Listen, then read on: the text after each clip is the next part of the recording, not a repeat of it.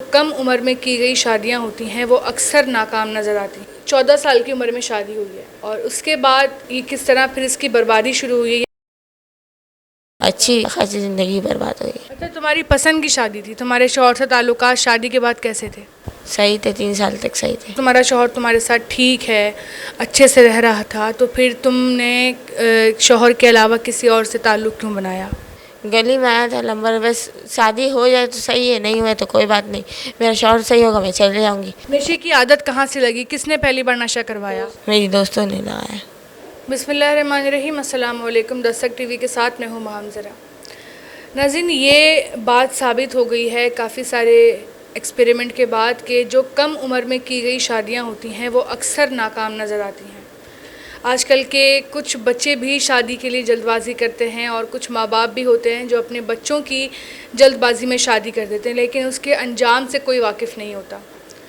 ज़्यादातर अब देखने में यही आता है, जो कम उम्री में शादियाँ हो रही होती हैं उनके पीछे कुछ ऐसी वजूहात होती हैं, या तो लड़के जो है वो बहुत ज़्यादा गलत तरफ जा रहे होते हैं, या फिर लड़कियां जो हैं वो ख़ुद से कोई ऐसे स्टेप उठाने लग जाती हैं जिसकी वजह से माँ बाप उनकी शादी जल्दी कर देते हैं।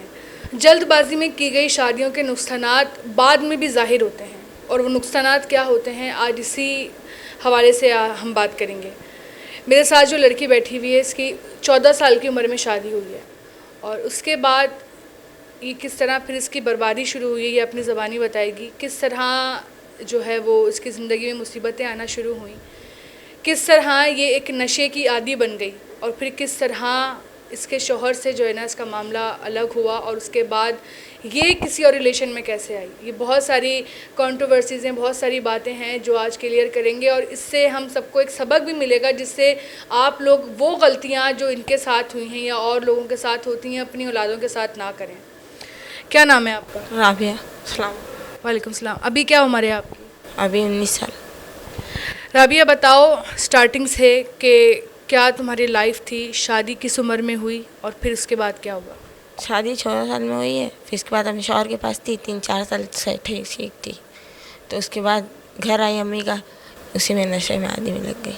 अम्मी 14 साल की उम्र में तुम्हारी शादी हुई? 3 साल सही थी, 3 साल बच्चे हुए ना तो सही थी, मैं शौहर बच्चे तीनों सही थे।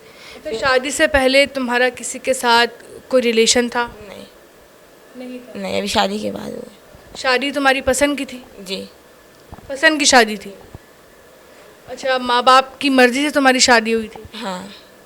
अच्छा, 14 साल की उम्र में तुम्हारे माँ बाप ने तुम्हारी शादी कर दी तुम्हारी पसंद की जगह पे, उसके बाद फिर क्या मसले मसाइल सामने आए? उसके बाद ठीक तो थी अपने शौहर के साथ, उसके बाद शादी हो रही थी भाई की, अम्मी ने बुलाया घर पे, काम करने वाला कोई नहीं था, अपने घर पे आई, दोस्तों के साथ बैठने लगी और उसी नशा शुरू कर दी। पहले भी रह के गई हूँ मैं इधर। नशा तुमने शादी के बाद ही किया, उससे पहले कभी नहीं किया? उसके बाद नहीं किया कभी। नशे की आदत कहाँ से लगी, किसने पहली बार नशा करवाया? मेरी दोस्तों ने लगाया। कौन सा नशा करती थी? पहले करती थी क्रिस्टल का, अब सही हो गई हूँ। अभी गोली खा रही थी तो भाई ला के डाल के चले गए, छुट्टी हो चुकी थी मेरी। और बच्चे कितने हैं तुम्हारे? 2। 2 बच्चे हैं तुम्हारे। अच्छा, ये बताओ मुझे कि तुम जो पहले क्रिस्टल पीती थी उसके बाद तुम नींद की गोलियां खाने लग गई। नींद की गोलियां तुम्हारे भाई तुम्हें खुद खिलाते थे, तुमने ये भी बताया था अभी। जी, खुद ला के देते। मैं थोड़ा वो हो जाती थी चिड़चिड़ापन, तो वो सोचते थे इसीलिए हो रही है, नींद की गोली दे दो ला के, कि 1 महीने के अंदर इन लोग छुट्टी लेके भाई चले गए थे लेके। अच्छा, नशा करना तुमने जो शुरू किया था वो किसी जहनी दबाव की वजह से शुरू किया था या फिर शौक, या ऐसी जैसे दोस्त से पिला देती हैं इस तरह से? नहीं, दोस्त पिला देती थी, पी लेती थी।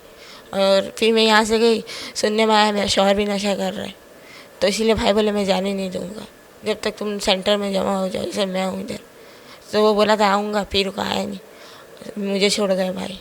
अच्छा, तुम्हारी पसंद की शादी थी, तुम्हारे शौहर से ताल्लुकात शादी के बाद कैसे थे? सही थे, 3 साल तक सही थे। अभी कितने साल हो गए शादी को? अभी थी 14 साल में लगूँ। और कितने अरसे से तुम अपने शौहर से अलग हो? हाँ, 3-4 महीने से। जब इधर आई थी ना, छुट्टी हुई थी पहली दफ़ा, उस टाइम मिले हुए थे हम लोग, साथ किराए घर पे रहते थे। ठीक है। और बच्चे तुम्हारे कितने बड़े हैं? एक 4 साल की में लगने वाली है, 2 साल, तीसरे साल में लगने वाला है। अच्छा, शौहर से तुम्हारी अलहदगी हुई, तुम अपने माँ बाप के घर पे आके रहने लग गई और साथ ही साथ तुम नशा भी करती रहीं, नींद की गोलियाँ खाती रहीं। तुम्हारी अभी डिवोर्स नहीं हुई है? नहीं, डिवोर्स नहीं हुई। इसी चक्कर में बोली थी भाई डिवोर्स जा, बोले चलो कोर्ट चलो, मैं जाऊँगा इधर। डिवोर्स लेने की क्या वजह है कि शौहर भी नशा करता है? हाँ, वो मैं बोली सेंटर में जमा हो जाओ, भाई लोग बोल रहे तो वो नहीं हो रहा था। फिर बोली किया था मैं पीर को आऊँगा तो जाऊँगा। मैं पीर को आए, हम लोग इंतजार किए तो नहीं आए थे वो।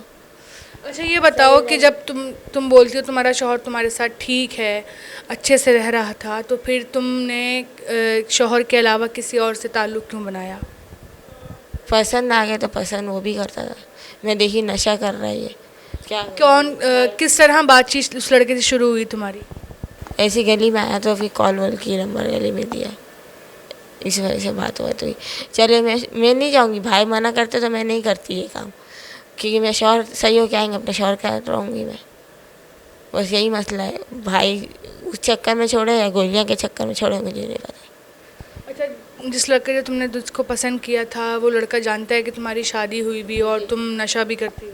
जी सब पता है। वो भी करता है नशा? नहीं, पठान है वो। मेरे घर वाले बोले पठान के शादी नहीं कराऊँगा पठान में, कि डिवोर्स बोले ना, डिवोर्स दिलाऊँगा मैं। वही शायद डिवोर्स हो जाएगा तो मैं इससे कर लूँगी, वो तैयार है। पर घर वाले बोले नहीं। अब मुझे नहीं पता किस चक्कर में डाल के गए, उसके चक्कर में डाल के गए या मैं नींद की गोली खाती थी उसके चक्कर में डाल के गए। तुम क्या चाहती थी करना? उसी पठान के साथ रहना चाहती थी? मैं चाहती थी पठान के साथ कर लूँ। क्यों, क्या वजह थी उसकी? मेरे शौहर से नशे में लग गए थे। तो तुम भी करती हो? मैं नशा नहीं करती, अब यहाँ से गई थी नशा नहीं करी थी, गोलियाँ खा रही थी। किया तो है ना तुमने भी नशा? जी, तो भाई खुद ला के देते थे ना, नींद नहीं आती थी तो। ये तो तुम सिर्फ नशे की वजह से अपने शौहर को छोड़ रही थी, बाकी सब ठीक था? कमाता था वो? जी, मनासी का काम करता था।